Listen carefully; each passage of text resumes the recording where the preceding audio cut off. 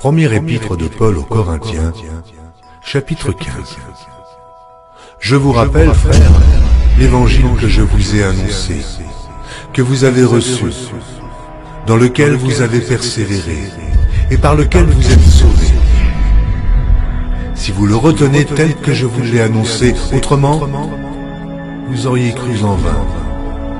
Je vous ai enseigné avant tout, comme je l'avais aussi reçu, que Christ est mort pour nos péchés, selon les Écritures, qu'il a été enseveli, et qu'il est ressuscité le troisième jour, selon les Écritures, et qu'il est apparu à ses faces, puis aux 12. Ensuite, il est apparu à plus de 500 frères à la fois, dont la plupart sont encore vivants, et dont quelques-uns sont morts. Ensuite, il est apparu à Jacques, et à tous les apôtres.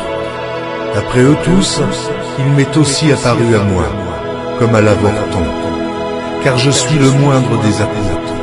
Je ne suis pas digne d'être appelé apôtre, parce que j'ai persécuté l'Église de Dieu. Par la grâce de Dieu, je suis ce que je suis, et sa grâce envers moi n'a pas été vaine, loin de là.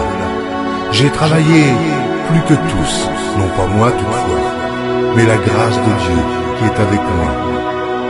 Ainsi donc, que ce soit moi, que ce soit eux, voilà ce que nous prêchons, et c'est ce que vous avez cru. Or, si l'on prêche que Christ est ressuscité des morts, comment quelques-uns parmi vous disent-ils qu'il n'y a point de résurrection des morts? S'il n'y a point de résurrection des morts, Christ non plus n'est pas ressuscité.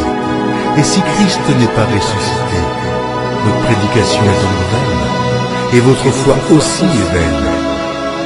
Il se trouve même que nous sommes de faux témoins à l'égard de Dieu, puisque nous avons témoigné contre Dieu qu'il a ressuscité Christ, tandis qu'il ne l'aurait pas ressuscité si les morts ne ressuscitent point.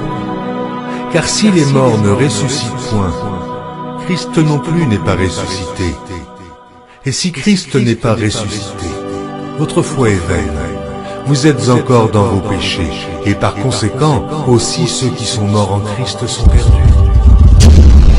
Si c'est dans cette vie seulement que nous espérons en Christ, nous sommes les plus malheureux de tous les hommes. Mais, maintenant, Christ est ressuscité des morts. Il est les prémices de ceux qui sont morts. Car puisque la mort est venue par un homme, c'est aussi par un homme qu'est venue la résurrection des morts.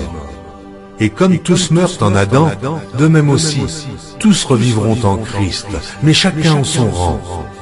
Christ comme prémisse, puis ceux qui appartiennent à Christ lors de son avènement.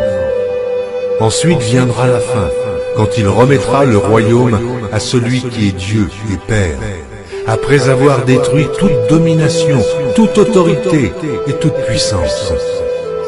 Car il faut qu'il règne, jusqu'à ce qu'il ait mis tous les ennemis sous ses pieds. Dieu, en effet, a tout mis sous ses pieds.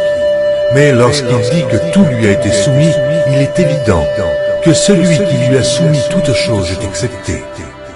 Et lorsque toutes choses lui auront été soumises, alors le Fils lui-même sera soumis à celui qui lui a soumis toutes choses, afin que Dieu soit tout en tous. Autrement, que feraient ceux qui se font baptiser pour les morts, si les morts ne ressuscitent absolument pas? Pourquoi se font-ils baptiser pour eux? Et nous, pourquoi sommes-nous à toute heure en péril? Chaque jour, je suis exposé à la mort. Je l'atteste, frère, par la gloire dont vous êtes pour moi le sujet en Jésus-Christ notre Seigneur. Si c'est dans des vues humaines que j'ai combattu contre les bêtes à Éphèse, quel avantage m'en revient-il? Si les morts ne ressuscitent pas, mangeons et buvons, car demain nous mourrons. Ne vous y trompez pas, les mauvaises compagnies corrompent les bonnes mœurs. Revenez à vous-même comme il est convenable, et ne péchez point. Car quelques-uns ne connaissent pas Dieu, je le dis à votre honte. Mais quelqu'un dira, comment les morts ressuscitent-ils, et avec quel corps reviennent-ils? Insensé. Ce que tu sèmes ne reprend point vie s'il ne meurt. Et ce que tu sèmes, ce n'est pas le corps qui naîtra. C'est un simple grain de blé peut-être, ou quelque autre semence. Puis Dieu lui donne un corps comme il lui plaît, et à chaque semence, il donne un corps qui lui est propre. Toute chair n'est pas la même chair, mais autre est la chair des hommes, autre celle des quadrupèdes, autre celle des oiseaux, autre celle des poissons. Il y a aussi des corps célestes et des corps terrestres. Autre est l'éclat du soleil, autre l'éclat de la lune, et autre l'éclat des étoiles. Même une étoile diffère en l'éclat d'une autre étoile. Ainsi en est-il de la résurrection des morts. Le corps est semé corruptible, il ressuscite incorruptible. Il est semé méprisable, il ressuscite glorieux. Il est semé infirme, il ressuscite plein de force. Il est semé corps animal, il ressuscite corps spirituel. S'il y a un corps animal, il y a aussi un corps spirituel. C'est pourquoi il est écrit, le premier homme, Adam, devint une âme vivante.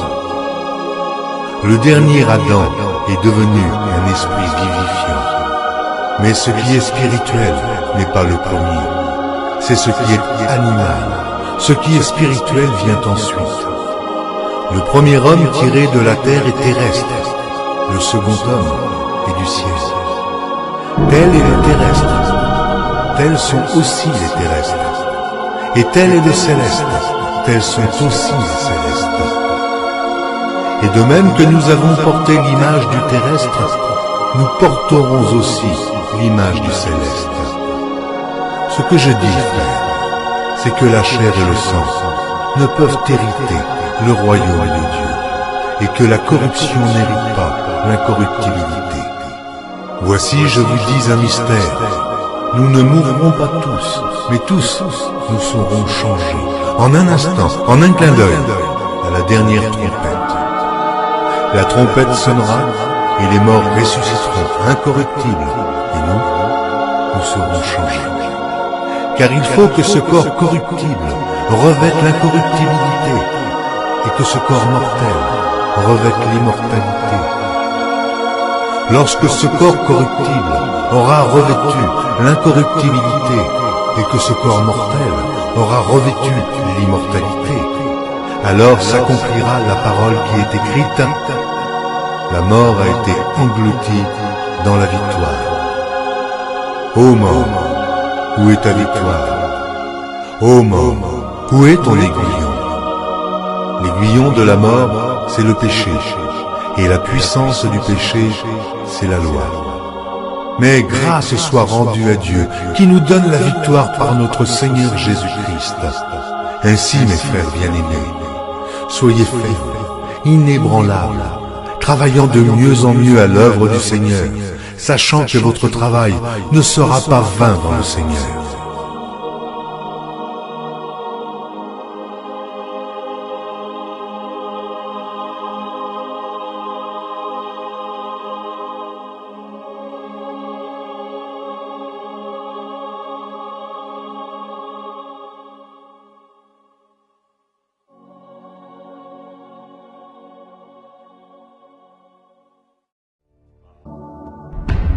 One day, Jesus is coming. You may be at church. You may be at work. You may be asleep. God grant that you will be ready when He makes His personal appearance.